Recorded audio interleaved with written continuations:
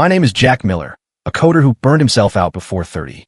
When I woke up this morning, I realized my reality had shifted. I had become the live-in trophy husband of a wealthy heiress. My goal was simple: quiet quitting on life, coasting, and living off my wife's fortune. But when my Ice Queen CEO wife handed me the divorce papers, I froze. Because, apparently, she can hear my thoughts. Divorce. Yes, absolutely divorce. $20 million in alimony? I won't have to lift a finger for the rest of my life. Her hand, holding the pen, suddenly stopped. It seemed this easy life wasn't going to go as planned.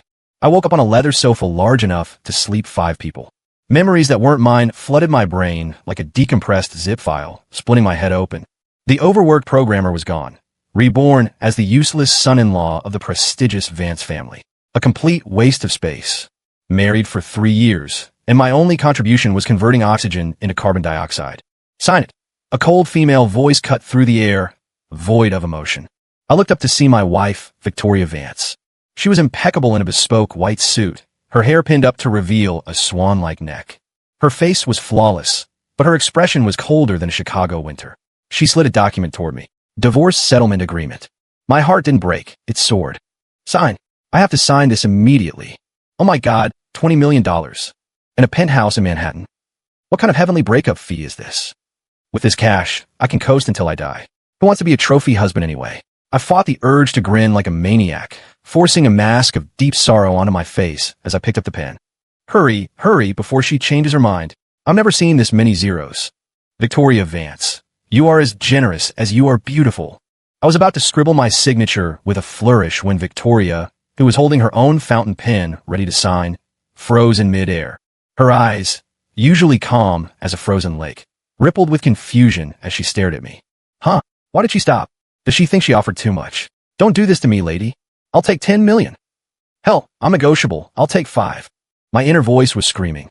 Victoria's brow furrowed ever so slightly. She heard again. The voice was clear in her mind. It was Jack's voice. She thought she was hallucinating from stress, but the sound was terrifyingly real. Victoria parted her lips to ask, but stopped. It was absurd. If she asked him if he was speaking in his head, he'd think she was insane. Why is she staring at me? Just sign the paper. Is she gonna miss me? Impossible. In 3 years, we haven't spoken 100 sentences to each other or even held hands. She's a workaholic robot. Her brain is just KPIs and spreadsheets. Oh, I get it. It must be that new smart grid project her company is launching. I saw the files yesterday. That thing is a money pit. The data modeling is fundamentally flawed. The maintenance costs alone will drag the company into bankruptcy. TSK. Poor woman. So beautiful, but not too bright. Victoria's knuckles turned white as she gripped her pen. The smart grid project was her baby. She had fought the board to invest $500 million into it. The data modeling? Fundamentally flawed. The thought exploded in her mind like a thunderclap. She stared intensely at Jack. He still looked like the submissive, harmless loser she knew, his eyes filled with a perfectly faked sadness. But the voice in her head sounded like a senior strategic analyst, cutting straight to the bone. We'll discuss the divorce later. Victoria abruptly snatched the papers back and stood up. Her voice was still cold, but there was a trace of urgency. Don't leave the house today. With that, she turned on her heels and walked out of the villa, leaving me stunned, my pen hovering over empty space. No divorce. My 20 million. My penthouse. My life of leisure. Victoria Vance. You can't do this to me. You promise breaker. I roared in silent despair. Victoria, already at the door, paused for a split second as if her back had stiffened, then walked away even faster. Vance Global Headquarters, top-floor conference room. The atmosphere was heavy, like the air before tornado. Victoria sat at the head of the table, her face like ice. Regarding the smart grid project, I am announcing an immediate suspension. The room erupted. What? A man with sharp features that resembled Victoria's, but with a far more arrogant air, shot up from his chair. This was Caleb Vance, her cousin and the company's vice president, who had always viewed Victoria as a rival. Victoria, are you joking? We've been prepping this for 6 months. We're about to sign the contracts, and you want to suspend it. The project lead, Manager Lewis, also panicked, sweating profusely. Ms. Vance, our data models have been run countless times. They are foolproof. This is our core growth engine for the next decade. Victoria's gaze swept over the room and landed on Manager Lewis. Foolproof. She remembered Jack's inner voice. The data modeling is fundamentally flawed. She spoke calmly. Manager Lewis, let me ask you, Did your model account for the actual load-bearing capacity of the city's aging infrastructure, combined with the probability of extreme weather events over the next 5 years? Lewis froze. Well, Ms. Vance, those are low-probability events. They shouldn't impact the overall model. Shouldn't impact? Victoria's voice dropped a few degrees. If they happen, the grid fails, the system crashes, and our investment evaporates instantly. You called it a minor impact. The conference room went dead silent. These questions were too specific, too technical. No one had considered them. Caleb's face turned an ugly shade of red. Victoria, where are you hearing this alarmist garbage? You just don't want the project I'm overseeing to succeed. Victoria ignored him and issued a direct order. Technical department, organize a third-party audit immediately. Stress test the model using the 2 variables I just mentioned. I want results in 3 days. Meeting adjourned.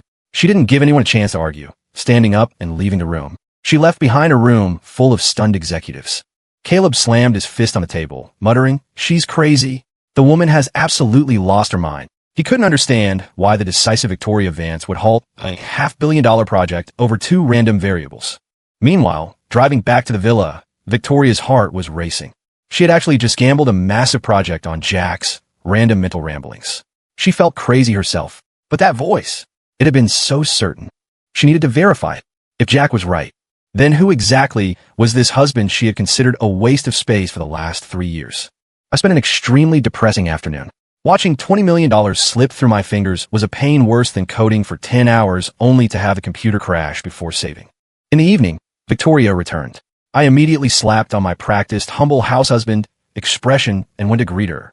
"Honey, you're back. Tired? So, when are you going to give me my 20 million? Victoria looked at me with complicated eyes. She kicked off her heels, slipped into house slippers, and walked straight to the dining room. I followed. The table was set with 4 dishes and a soup. My eyes lit up. Braised ribs, cola wings, sweet and sour pork. All my favorites. Whoa, did the sun rise in the west? Married 3 years, and this is the first time she's had a chef make what I like. Usually it's just rabbit food. Salad, salad, and more salad. Is she feeling guilty about not divorcing me? So she's compensating me with food? Fine. The 20 million is gone. I might as well eat a few ribs to recover from the trauma. I picked up my chopsticks and shamelessly grabbed the biggest rib. Victoria sat opposite me, not eating, just watching me quietly. Is it good? She asked suddenly. Delicious. I answered with a full mouth. Duh. How could not be good? This is the severance pay for my lost lazy life. The corner of Victoria's mouth seemed to twitch upward, but it vanished so fast it looked like an illusion. She picked up her chopsticks, but only took a small piece of greens from her own plate. TSK, TSK. Pathetic. Such a gorgeous woman eating like a rabbit every day. No wonder she has no meat on her bones. Hugging her must feel like hugging a bag of antlers. Cough, cough. Victoria, who had just taken a sip of water, choked violently. A flush of unnatural red spread across her usually pale cheeks. I was startled and quickly pulled out a tissue. Honey, are you okay? How do you choke on water? She's a grown woman, honestly. Victoria didn't take my tissue. She grabbed one herself, wiped her mouth, and glared at me viciously. The look was 30% shame, 70% anger. I was baffled. What did I do?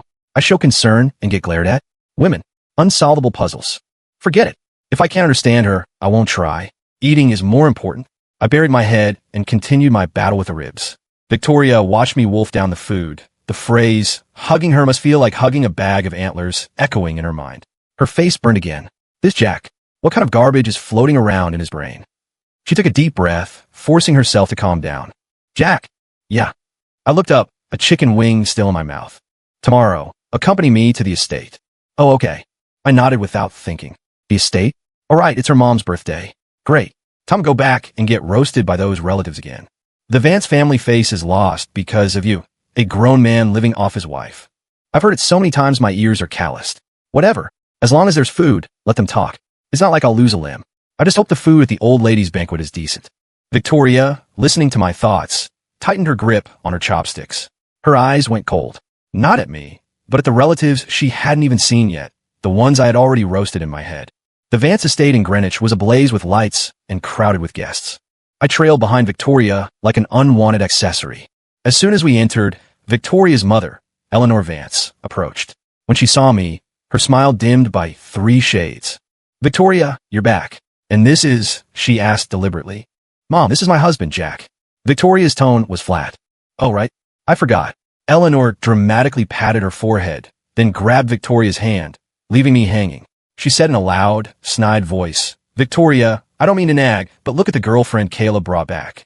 She's the heiress to the Sterling Corporation. And you? Why are you still dragging this dead weight around?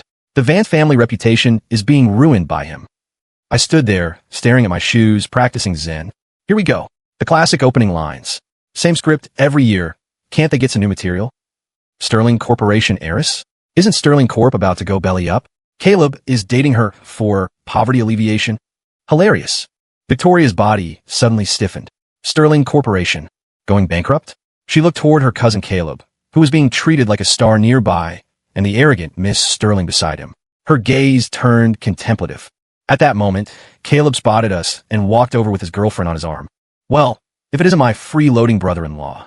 Here to mooch free food and drink again. Caleb's tone was dripping with disdain. Miss Sterling looked me up and down, curling her lip in disgust. The surrounding relatives burst into laughter. I maintained an awkward but polite smile. Yes, I am here for the free food. You are absolutely right, Caleb. But that woman you're hugging, her dad is going to jump off a building this afternoon. You're laughing now? That's some serious optimism. Victoria's pupils contracted sharply. She was about to retort when her phone buzzed in her pocket. It was a message from her assistant. Ms. Vance, breaking news. Sterling Corporation's capital chain has snapped. Chairman Sterling left a suicide note and is missing. Police suspect he jumped. Victoria looked at the message, then at the smug Caleb and the haughty Miss Sterling, and finally, her gaze landed on me. My face still held that harmless, dopey smile. But in her mind, my gloating internal commentary was ringing loud and clear. For the first time, she felt a chill. This man, how'd he know? Caleb. Victoria spoke suddenly, her voice sharp as glass. What is it, dear cousin? Watch your mouth. Victoria looked at him, articulating every word. And watch your girlfriend. Make sure her father doesn't jump off a building without anyone knowing. Boom. Caleb and Miss Sterling's faces turned white as sheets. The surrounding relatives froze, confused by Victoria's sudden viciousness. Just then, Miss Sterling's phone began to ring frantically. She answered it with trembling hands, listened for 2 seconds, and dropped the phone. It hit the floor with a crack as she collapsed. My dad, he... The room went dead silent. Everyone's eyes converged on Victoria, filled with shock and confusion. But Victoria just grabbed my hand and turned around. The food here isn't to my taste. She dropped that cold line and walked out. I was dragged along, completely confused. Not to your taste. They haven't even served the entrees yet. My lobster, my king crab.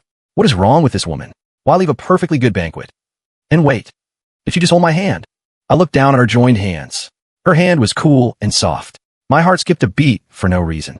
The ride home was silent. I stole a glance at Victoria. Her profile flickered in and out of the shadows of the streetlights, as cold as ever. But I felt something had changed. That slap in the face back there was bizarre, but incredibly precise.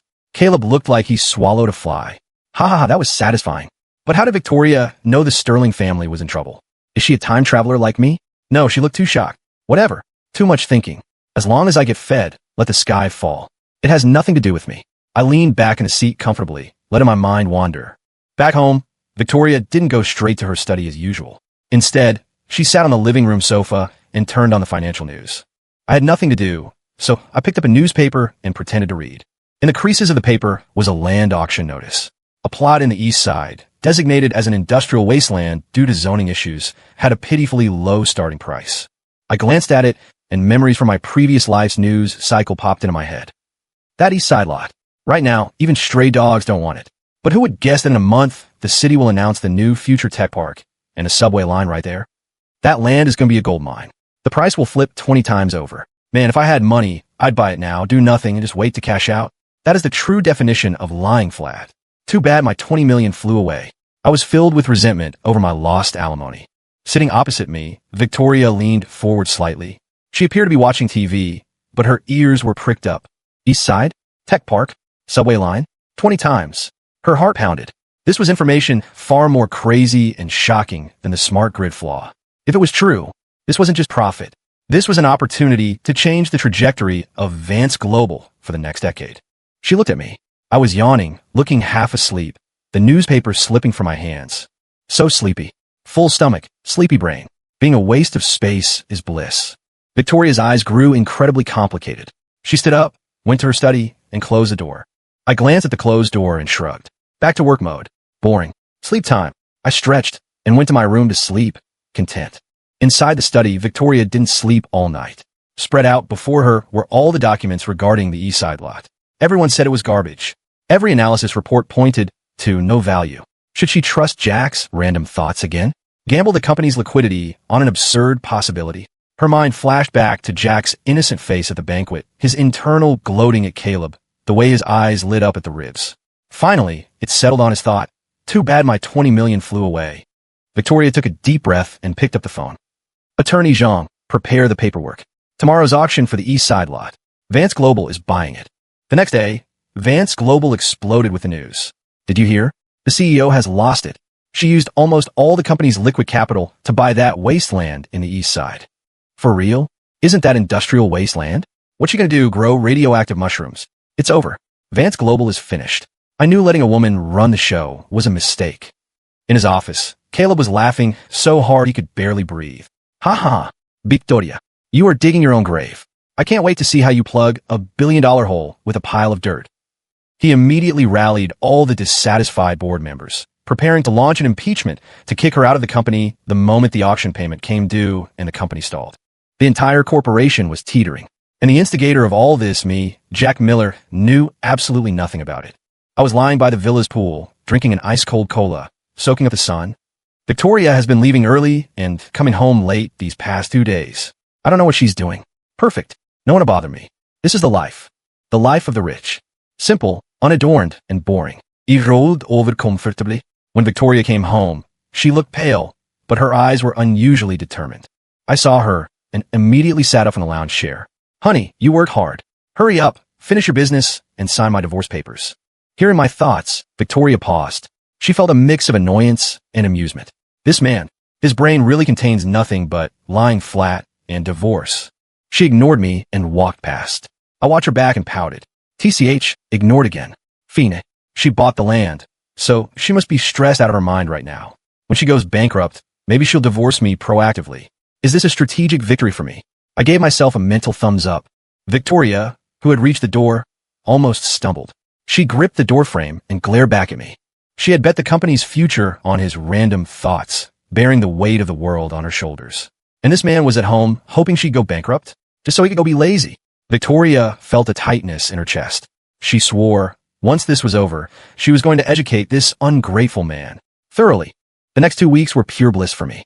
Victoria was invisible, and the company was in chaos. Caleb had the board ready to strike. The whole business world was waiting for Victoria Vance to become a laughingstock. I slept until noon, ate, gamed, and swam. It's been 2 weeks. Why hasn't she gone bankrupt yet? So inefficient. I mumbled to myself while gaming. Then, one day, breaking news blasted across every channel, detonating the city. City Hall press conference. To drive high-tech development, the city has decided to establish the future tech park in the East Side. Construction of Subway Line 17 will begin immediately, with a terminal station located at the park center. On the screen, the mayor pointed to a spot on the map. That spot was exactly the wasteland I saw in the paper, the one Victoria bought. Boom! Vance Global went from hell to heaven instantly. It's up! It's up! The land value has flipped 20 times. Oh my god, 20 times. How much is 20 times a few billion? I can't even count that high. Ms. Vance is a god. She's better than Buffett. In the offices, employees who were cursing her yesterday were now worshipping her. In the VP office, Caleb watched the news, the blood draining from his face until he spat out a mouthful of coffee onto his monitor. No. Impossible. He trembled, collapsing into his chair. He had lost. Completely. And I, watching TV in the living room, froze with a chip halfway to my mouth. Holy shit, it really happened. I just thought about it randomly. How did it come true? Victoria. She actually bought it. I was dumbfounded. An absurd thought bubbled up from the bottom of my heart. Can she hear what I'm thinking? No. Impossible. That's sci-fi stuff. It has to be a coincidence, right? Definitely a coincidence. I tried desperately to convince myself. Just then, the villa door opened. Victoria was back. She stood in the entryway, looking at me with a faint, relieved smile. That smile was like the warmest winter sun, piercing straight into my chest. Jack, she said, her voice holding a gentleness she didn't even realize. We made money. I looked at her, mouth open, unable to speak. She smiled at me. Oh no, I think I might be catching feelings. The miraculous turnaround of the East Side lot pushed Victoria's status in the Vance family to an untouchable peak. The Vance estate hosted another family council. This time, Victoria sat at the head of the table. Caleb stood in the corner like a beaten dog, afraid to lift his head. The relatives who had mocked her were now piling on the flattery. Victoria is truly the genius of the family. Yes, that vision, that courage, we old folks can't compare. My mother-in-law, Eleanor, was grinning from ear to ear. Unlike her usual self, she grabbed my hand, acting so affectionate, it gave me goosebumps. Oh, my wonderful son-in-law, I knew you were a lucky charm. Victoria, having this success is all thanks to you. I stood there stiffly, laughing awkwardly. Lady, didn't you call me a waste of space a few days ago? That face-changing speed deserves an award. And stop grabbing my hand. Your foundation is rubbing off on my jacket. Eleanor's hand stiffened. Victoria's cool gaze swept over. Mom, just speak. Don't touch him. Eleanor awkwardly let go, but kept smiling. Jack, look, you and Victoria have been married 3 years. Isn't it time to consider adding an heir to the Vance family? I nearly choked on my own spit. Kids? Are you kidding? I haven't even held her hand properly. Besides, my life goal is to do nothing, not raise a kid. Parenting is harder than writing code. Cough. Victoria coughed violently, 2 blushes flying onto her cheeks. She glared at me, then told her mother, my personal life is not your concern. She stood up and announced the decision regarding Caleb, stripped of all titles, removed from the core group. No one dared to object. After the meeting, Victoria took me home. The whole way, I pondered the question. 1 coincidence, 2 coincidences. What about 3 or 4? The Sterling bankruptcy, she knew. The East Side land, she knew. Her attitude toward my mom changed. Everything happened after I complained about it in my head. Could she really read minds? No, I have to test this. I made up my mind. At the Vance Global Victory Gala, an uninvited guest broke the harmony. It was Julian Thorne, CEO of rival Apex Corp. Thorne was a famous, smiling tiger. He raised his glass and walked straight to Victoria. Congratulations, Victoria. A god-tier move. I admire it. You're too kind, Julian, Victoria responded coolly. Thorne pivoted. But you've been in the spotlight too much lately. Be careful. I heard several of your core technical staff are looking to jump ship to my company. The air around them froze. Poaching staff and announcing it to the boss's face? That was a naked provocation. Victoria's face darkened. I stood nearby, eating pastries, watching with interest. Well, if it isn't Julian the Skinner Thorne. This jerk showed up. Poaching? His own wall is about to collapse. I remember reading the news in my past life. Apex Corp's core tech patents were stolen from a foreign firm. They're about to get hit with a transnational lawsuit. Once that lands, the patents are void and the company implodes. Thorne is so arrogant for a guy standing on a landmine. I was roasting him enthusiastically. Victoria's icy glare, upon hearing my thoughts, instantly melted, turning into a look one gives a lovable idiot. She looked at Thorne, and instead of getting angry, she smiled a deep, meaningful smile. You're joking, Julian, she said. People seek higher ground. I never force anyone to stay. If my employees feel Apex Corp is a better destination, I only wish them well. Thorne paused. The insults he had prepared were jammed in his throat by her unconventional response. He expected rage or fake politeness. He didn't expect magnanimity. It made him uneasy. Good for you, Victoria. You have guts. Thorne laughed dryly and slinked away. I watched the scene confused. Why is Victoria acting so weird today? Someone slaps her face, and she doesn't get mad? That's not like her. Did my lying flat spirit infect her? Victoria ignored the shocked looks around her. She walked up to me, took a bite of the tiramisu on my plate, and looked at me.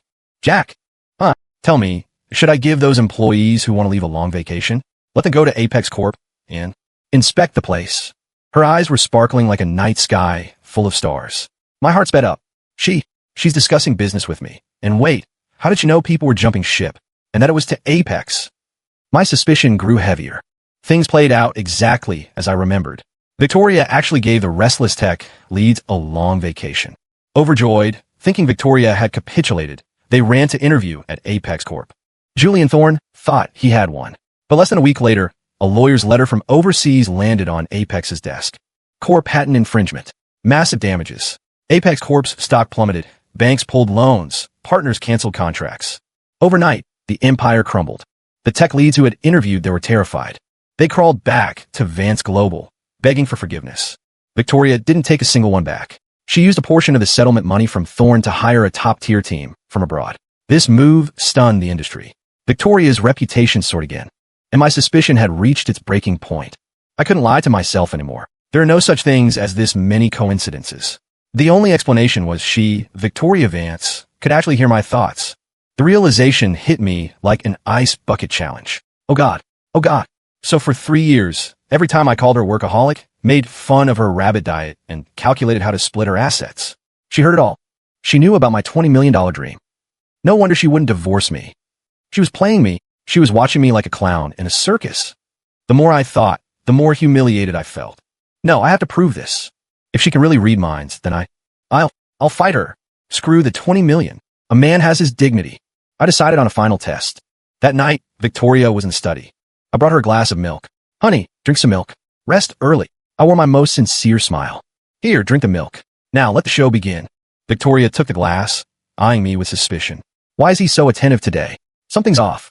She thought it, but I couldn't hear her. I stood by the desk, staring at her intensely. Victoria shifted uncomfortably. Something else. Nothing. Just looking at you, I said lovingly. Internally, I initiated the plan. Test 1. Issue a simple, clear command.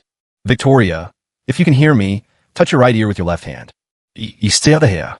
Victoria, about to drink, heard the voice and her hand jerked, almost spilling the milk. Panic flashed across her face, but she composed herself. She didn't move. No reaction. Maybe the command was too complex. True. She's a busy CEO. She doesn't have time for Simon Says. Switch it up. Test 2. Trigger a subconscious reflex. Man, the font on that file is so small, it makes my eyes hurt just looking at it. I projected the thought. Almost instantly, Victoria rubbed her eyes and frowned. My heart pounded. Hit, but not enough.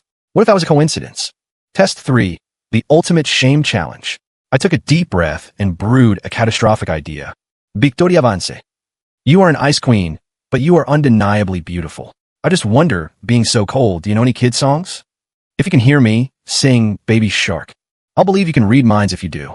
Come on, let's hear it. Baby Shark, do-do-do-do. I screamed the lyrics in my head. Victoria's face went from white to red, then purple, and finally settled on iron gray. The glass in her hand creaked as if it were about to shatter. She looked up, flames of rage dancing in her beautiful eyes, glaring at me as if she wanted to eat me alive. I got goosebumps. No. No way. Is she going to do it? Wait, looking at that face, she's going to kill me. I took a step back instinctively. The study fell into a deathly silence. We stared at each other, one terrified, one furious. Jack, Miller. Victoria squeezed my name through clenched teeth. She stood up abruptly, her aura so crushing I could barely breathe. I swallowed hard, sensing impending doom. It's over. I pushed too hard. She's going to silence the witness. Why did I have to ask for a Baby Shark? Why couldn't I just ask, can you hear me? I am a genius. I wanted to cry. Victoria walked toward me, her heels clicking on the floor like a countdown timer. She stopped right in front of me. We were so close I could smell her perfume. Ew. She raised a hand, pointing at my nose, trembling with rage. What the hell is going on in that brain of yours all day long? I looked at her flustered, angry, yet somehow shy expression. The last shred of doubt vanished. She really could hear it. It was all true. I fell silent. Humiliation, anger, and a strange sense of grievance washed over me. For 3 years, I had been a clown, my mind an open book to her. Why aren't you talking? Aren't you usually very chatty in there? Calling me a workaholic, making fun of my eating, plotting for my money. Why are you mute now? I looked up in her eyes and smiled self-deprecatingly. Since you know everything, why ask? My voice was raspy. Yeah, I wanted to lie flat. I want to be a trophy husband. I want to take your money and run. In your eyes, I'm just a complete waste, a joke, right? Victoria looked at the loneliness in my eyes, and her chest tightened. The monstrous anger she felt suddenly dissipated. She remembered the last few months. How she relied on his random thoughts to solve crises and create miracles. She remembered how he shielded her from the relatives at the banquet, even while mentally roasting them. She remembered him calling Thorn the Skinner. He said he wanted to do nothing, but every one of his random thoughts had cleared the thorns from her path. No. Victoria's voice softened. Jack, you aren't a waste. She looked at me, dead serious. You are my hero. I froze. Hero. Is she so mad she's delusional? Hearing this, Victoria felt a mix of annoyance and laughter. She reached out, grabbed my collar, and yanked me down. Then, to my shock, she stood on her tiptoes and kissed me. Her lips were soft and cool. My brain went blank. She kissed me. This wasn't included in the $20 million package. Victoria's cheeks were flushed. She let go but kept her grip on my collar, staring into my eyes with unquestionable dominance. From now on, you're not allowed to think about the money, and you're not allowed to think about divorce, because you and that brain of yours belong to me. Story complete.